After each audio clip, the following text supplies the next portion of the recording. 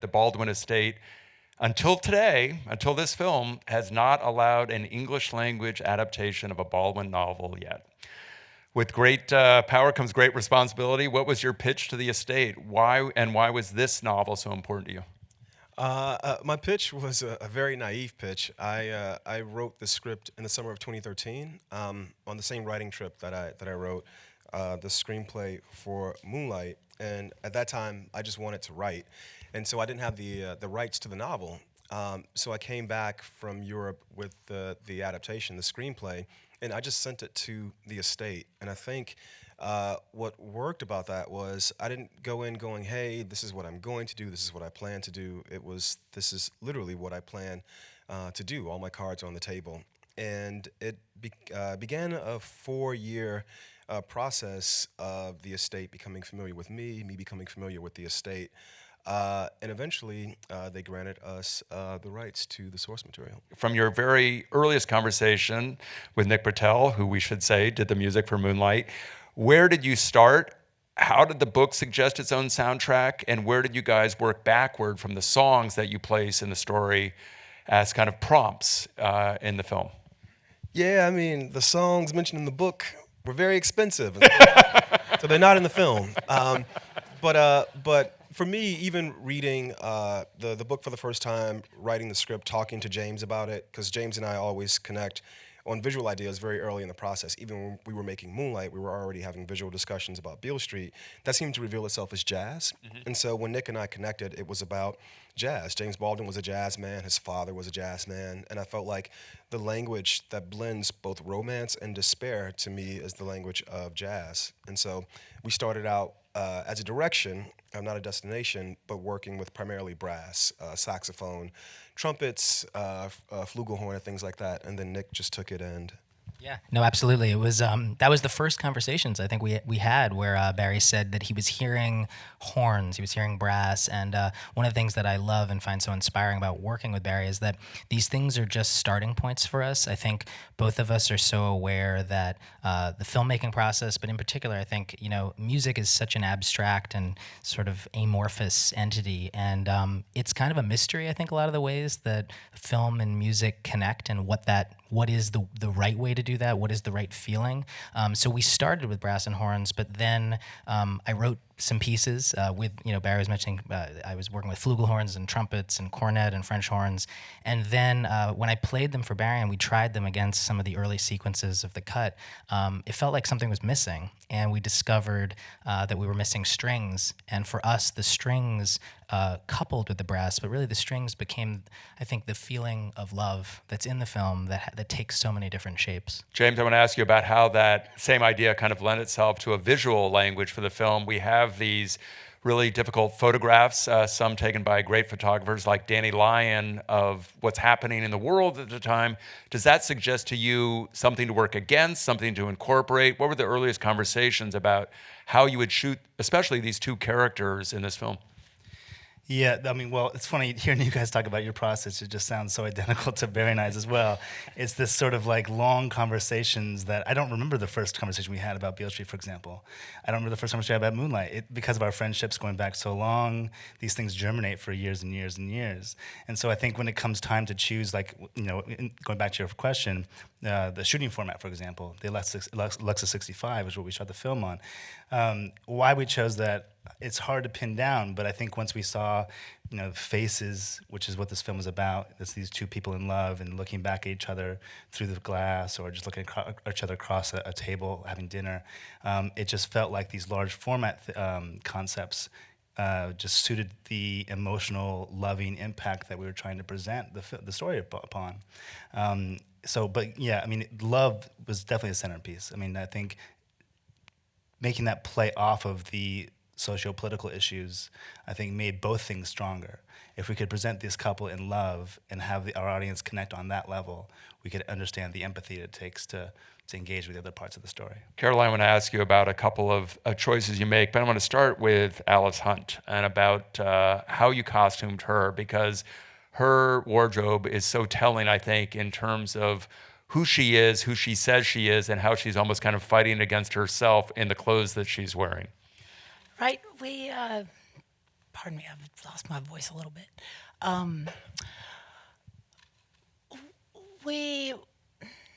She's not a very pleasant person. She's a bit sanctimonious. So we sort of went for the most hypocritical color we could, in a sunny, sort of optimistic yellow. So that was what that was. I mean, how she holds herself. And then what about Tish and Fonny? What were you looking for? They come from different means, so they're obviously going to have different wardrobes, but what were the things that were important to illustrate in your choices for them? With Fonny, it was all about found objects. It was about found things. It's his clothes come from the 60s, he's found these pieces, he's an artist, he's not he's not of money. And so I do think that there is a sort of sensibility there, but that red and black lumberjack jacket, which Baldwin writes about. It's from the 40s or the 50s. I mean, Fonny's just found that and is wearing it now. He sort of pieces these things together. And Tish, I like to think of, her colors in their flashback scenes are very optimistic, and they're about purity. And it gets a little darker, a little bit, in our present day sort of story, and a little more mature, if you will, most definitely. And we kind of wanted to have an arc of maturity with her. I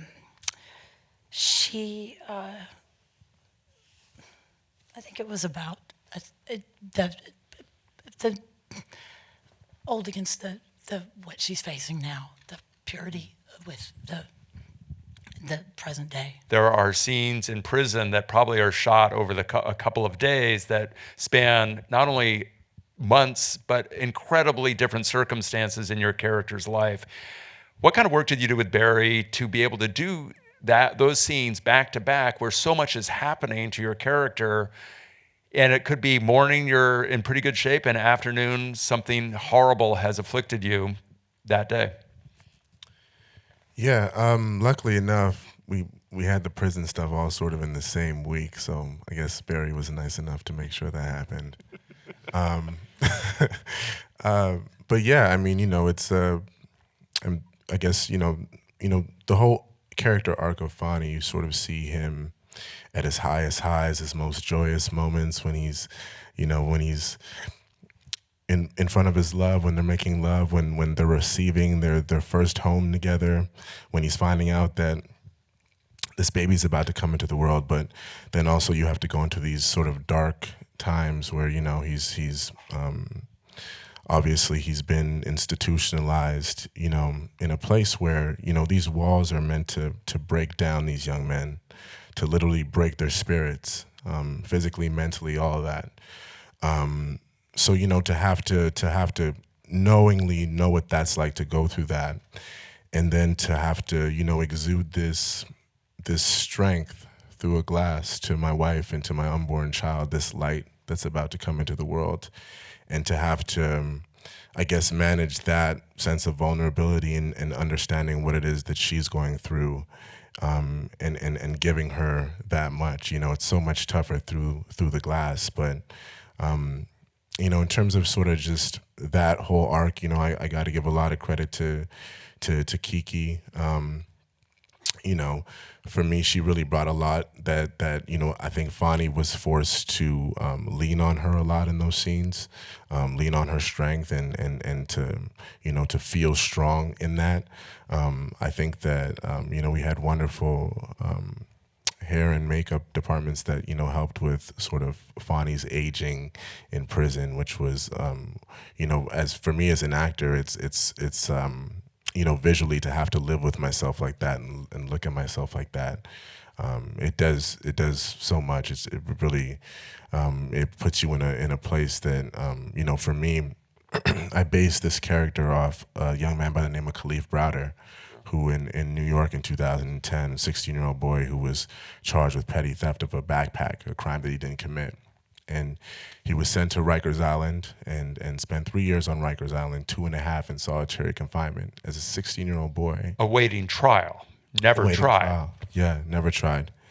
And and for me, you know, to have to look at his face and just, you know, you would never see what it is that he had to exactly go through in those walls, but to have to see him talk about it, I mean, it's the scariest thing in the world. And it's the scariest thing in the world because you realize that this is just one of a million people who are going through the exact same thing, who you will never see a documentary about, you will never see a film about.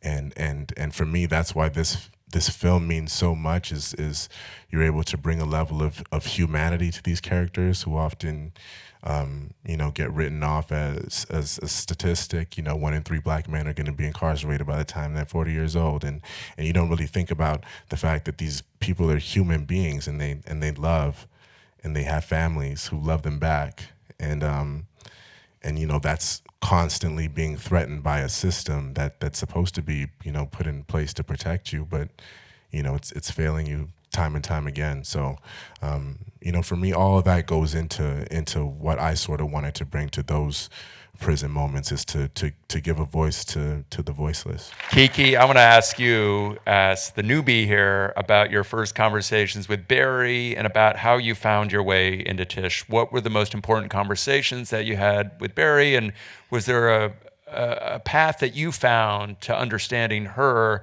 and how she didn't give up and how she hung in there and her resilience and her love for this man, even against these really trying circumstances? I mean, I think overall an important, you know, conversation with Barry was just him reminding me to trust myself and to trust why, you know, he put me in the role, that, you know, he saw something in me that I would be able to bring, you know, Tish's story to, you know, life, and bring that truth to it. And so I feel like that was the main thing that we, you know, had to discuss. And, you know, he just had such a open ear to hear, you know, what I was discovering. As, you know, directors, I feel, have so much to pay attention to, you know, all of these moving parts as they're putting this entire film together. But me, the actor, I am invested in this one role. And so it's just all that I think about. It is changing how I am speaking and walking and living. And so he was always interested to hear, you know, about that. And so it was always just very open dialogue about, you know, how was Tish, you know, really feeling and trying to, you know, break out of me.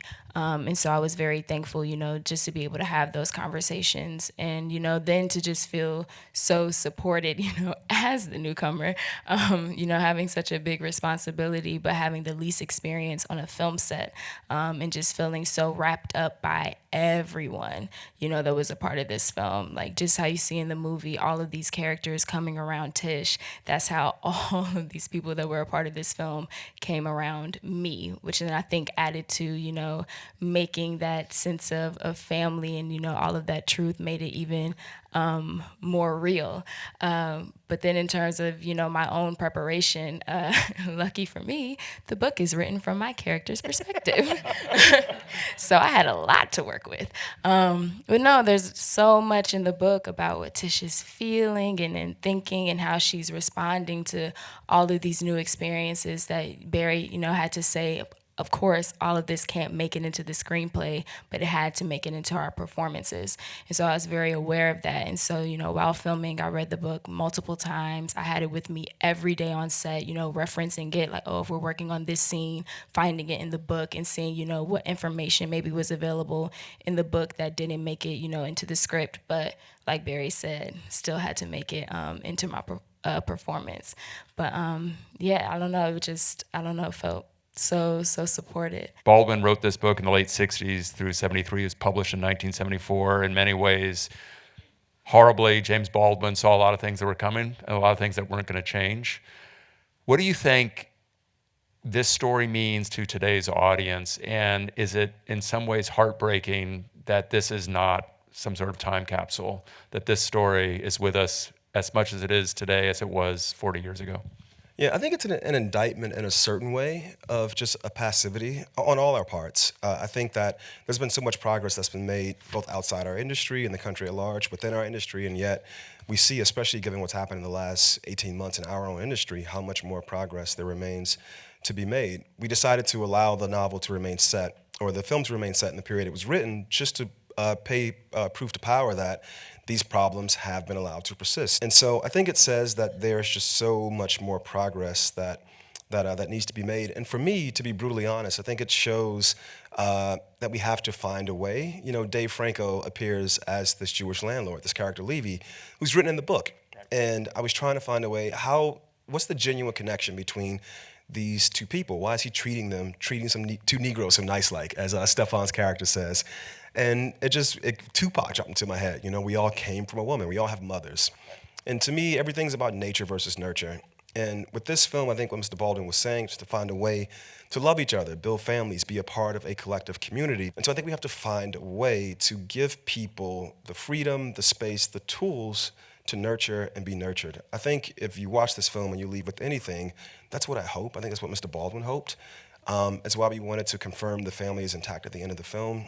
And I think for all of us up here, you know, just breathing life into this thing, that was the whole damn point. Barry, Nick, James, Caroline, Stephan, KiKi, thank you so much for bringing us your film.